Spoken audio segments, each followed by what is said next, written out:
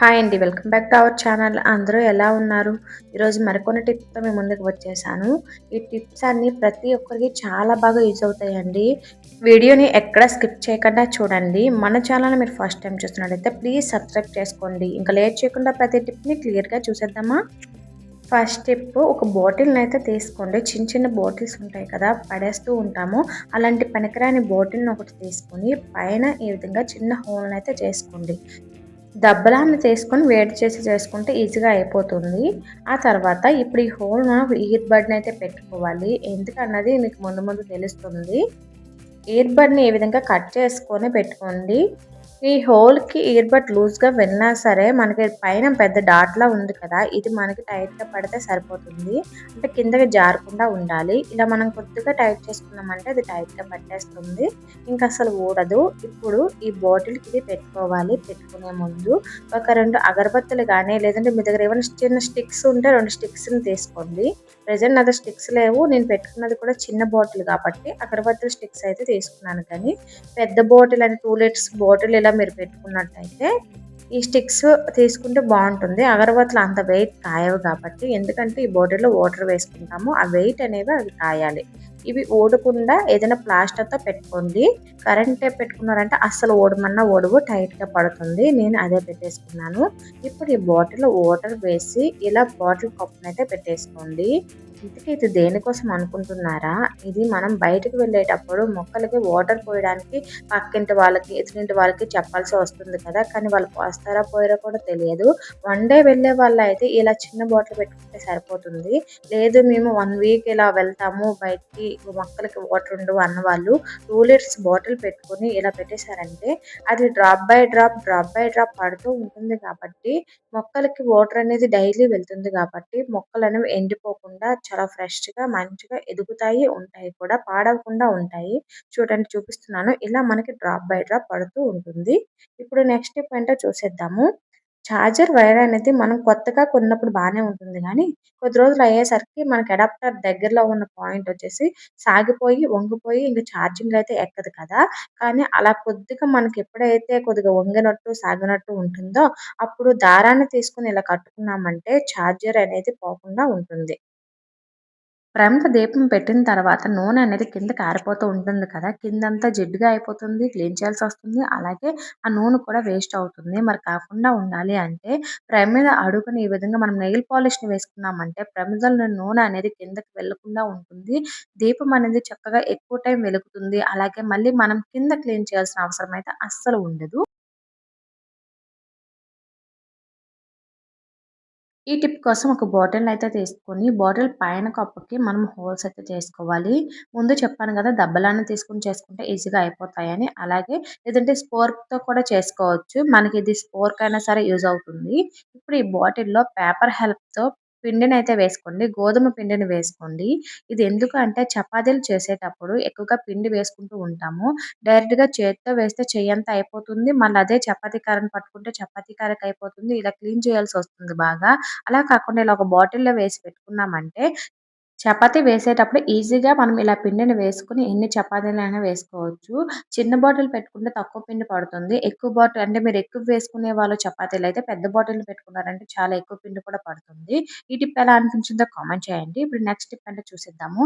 Sync చూడండి ఎలా అయిపోయిందో అసలు జిడ్డు జిడ్డుగా మరకలు మరకల్లా అయిపోయింది.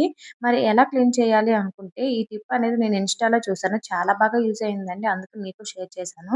కొద్దిగా పేస్ట్‌ని వేసుకొని క్లీనింగ్ చేసుకోండి. పేస్ట్‌తో నేను ఆల్రెడీ చాలా టిప్స్ కూడా షేర్ చేశానండి. పేస్ట్ అనేది క్లీనింగ్ పర్పస్‌గా చాలా నీట్‌గా మనకు యూజ్ అవుతుంది. పేస్ట్‌తో మనం చాలా క్లీన్ చేసుకోవచ్చు. పేస్ట్‌లో వాటర్ మిక్స్ చేసి చైర్స్ క్లీన్ చేసుకోవచ్చు. Next dressing table, dining table ఇలాంటివి ఏవైనా సరే పేస్ట్‌తో క్లీన్ చేసుకుంటే క్లీనింగ్ చాలా అవుతాయి. ఇంకా మనకది చాలా షైనింగ్‌గా కూడా కనిపిస్తుంది. క్లీన్ చేసిన తర్వాత వాష్ చేసి కూడా చూపిస్తాను చూడండి. ఇక్కడ మీరు చూసినట్టయితే పీచుని నేను ఒక బాటిల్‌లో వేశాను కదా! అది ఆల్రెడీ మీకు టిప్ అయితే ముందు వీడియోలో షేర్ చేశాను. యూజ్ అవుద్ది అనుకుంటే ఒకసారి ముందు వీడియో చూడండి. అంటే బాటిల్‌ని కట్ చేసి థ్రెడ్‌తో కట్టుకొని ఇలా పెట్టుకుంటే మనం అది పీచు వేసుకోవడానికి బాగా యూజ్ అవుతుంది. అంటే పీచుకున్న వాటర్ అంతా సింక్‌లోనే పడిపోతాయి కాబట్టి అది ఆరుతూ ఉంటుంది కాబట్టి పాడవకుండా ఉంటుంది. క్లీన్ చేసిన తర్వాత సింక్ చూసారా ఎంత నీట్‌గా అయిపోయింది కదా! ఇప్పుడు నెక్స్ట్ స్టెప్ ఏంటో చూసేద్దాము. అన్నం పొంగుతూ ఉండేటప్పుడు అక్కడే ఉండలేము. అలానే వదిలేసామంటే స్టవ్ మొత్తం అయిపోతూ ఉంటుంది కదా! అలా కాకుండా ఉండాలంటే పైన ఈ విధంగా ఒక గరిటెని పెట్టుకున్నామంటే అన్నం పొంగునా సరే పైన వరకు వస్తుంది కానీ పక్కనైతే పడకుండా ఉంటుంది.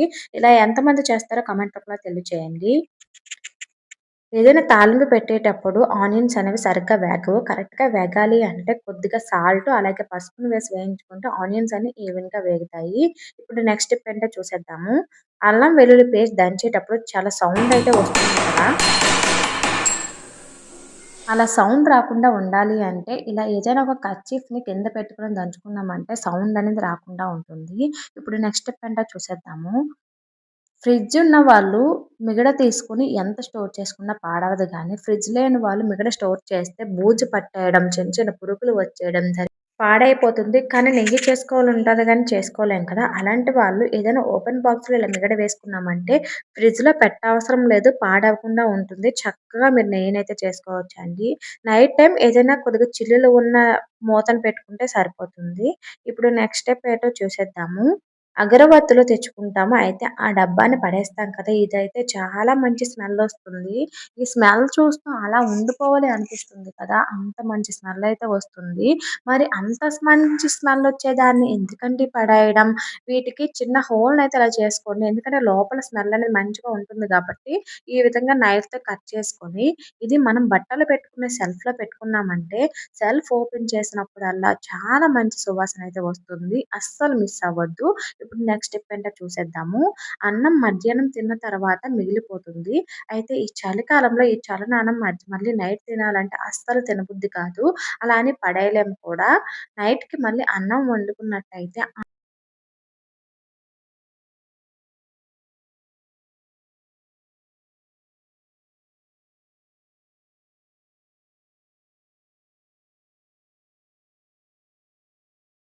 ఆ అన్నం మొత్తం ఉడికి దించే ముందు అంటే వార్చే ముందు ఈ అన్నాన్ని వేసి ఒక 1 మినిట్ పాటు మిక్స్ చేసి వార్చుకున్నామంటే అన్నం వేసినట్టు కూడా తెలియదు. అన్నం అనేది చాలా బావుంటుంది. అంటే నార్మల్‌గా మనం అన్నం వండేటప్పుడు ఎలా ఉంటుందో ఇది కూడా అలానే ఉంటుంది. వేసినట్టు కూడా తెలియదండి. అన్నం కూడా వేస్ట్ కాకుండా ఉంటుంది. ఇప్పుడు నెక్స్ట్ టిప్ ఏంటో చూసేద్దాము. ఇది నేను ఆల్రెడీ షేర్ చేశాను. ఇప్పుడు ఒకసారి చెప్తున్నాను. అంటే మనం స్టవ్ అనేది క్లీన్ చేసుకునేటప్పుడు నార్మల్‌గా వాటర్ ఏసి ఎక్కువగా క్లీన్ చేసేస్తాము. కానీ జిడ్డుగా ఉంటుంది కదా! అలా కాకుండా షాంపూని ఒక వాటర్‌లో మిక్స్ చేసి ఇలా స్ప్రే బాటిల్‌లో వేసుకొని ఉంచుకున్నామంటే వీటితో మనం కిచెన్ ప్లాట్‌ఫార్ము, నెక్స్ట్ స్టవ్ మొత్తం క్లీన్ చేసుకోవచ్చండి. జస్ట్ ఇలా ఒకసారి స్ప్రే చేసుకొని క్లాత్‌తో తుడుచుకుంటే చాలు. రోజు స్టవ్ కడగాల్సిన అవసరం లేదు. అలా కడగడం వల్ల మనకు ఆ నాబ్స్‌లోకి వాటర్ వెళ్ళిపోయి స్టవ్ వేగంగా పాడైపోతుంది.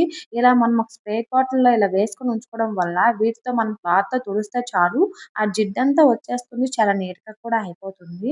జస్ట్ మంత్లీ ఒక్కసారి క్లీన్ చేసుకున్నా సరిపోతుంది. ఇలా మనం ఇలా అయితే డైలీ రోజు నైట్ పడుకునే ముందు క్లీన్ చేసుకుంటే కిచెన్ అనేది చాలా నీట్‌గా, క్లీన్‌గా ఉంటుంది. మార్నింగ్ లేచేటప్పటికి చిరాకు లేకుండా చాలా నీట్‌గా ఉంటుందండి. మైండ్ అనేది ప్రశాంతంగా ఉంటుంది కిచెన్‌లోకొచ్చేటప్పుడు. ఇప్పుడు నెక్స్ట్ స్టెప్ ఏంటో చూసేద్దాము. ఇది నేను నెక్స్ట్ వీడియోలో షేర్ చేస్తానండి. బియ్యంతోని శుద్ధ రాళ్ళనైతే చేస్తున్నాను. నెక్స్ట్ వీడియోలో క్లియర్‌గా ఫుల్ వీడియో అయితే అప్‌లోడ్ చేస్తాను. ఇవేనండి ఈరోజు టిప్స్. ఈ టిప్స్ ఎలా అనిపించాయో కామెంట్ చేయండి. వీడియో నచ్చితే ప్లీజ్ లైక్ చేసి సబ్స్క్రైబ్ చేసుకోండి. Thank you.